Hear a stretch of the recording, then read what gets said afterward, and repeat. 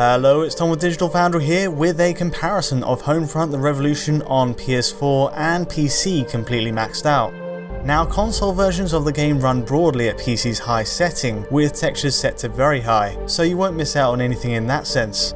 For Xbox One, the main difference from PS4 is a drop to 900p resolution compared to 1080p, and also a slight lowering in post-process quality. But other than that, the consoles are close, and so all eyes are on comparisons to PC. Now, we must stress the biggest upgrade on PC is the ability to hit higher frame rates, where PS4 is especially bogged down with sub 30fps performance. But visually speaking, between the three formats, texture and character model detail are the same, and we even get a healthy dose of parallax occlusion maps across the city. Note how in this PS4 and PC comparison, the brickwork juts out from the ground, giving it a nice 3D effect.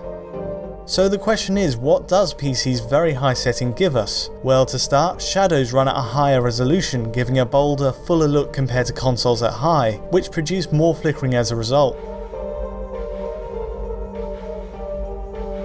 For example, here are dynamic self-shadows produced from overhanging power lines, where console versions show more aliasing overall, and likewise, dynamic shadows from the player also show a difference. It still looks solid on PS4 though, and most interior areas use pre-baked shadows anyway, meaning the end results often look the same as PC. But there's another key change. In places, these dynamic shadows are switched off at the high setting used on PS4. See how in this room we get the same effect as PC, but when we move to a different house, the shadow is completely switched off. It seems this dynamic shadowing is disabled for certain spotlights on PS4 and Xbox One, and means we don't get a silhouette in some scenes.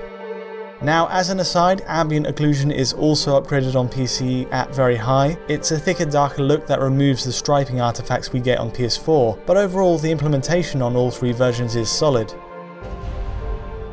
The other main difference is in reflections, especially in puddles. Consoles get spotlight reflections in the elm tree area, but anything produced from the neon signs above is removed on PS4 and Xbox One. It's still impressive, but PC aces them with a complete mirror image of the world. See the water here as we walk forward, reflecting the propaganda video above it, where it's completely missing on PS4.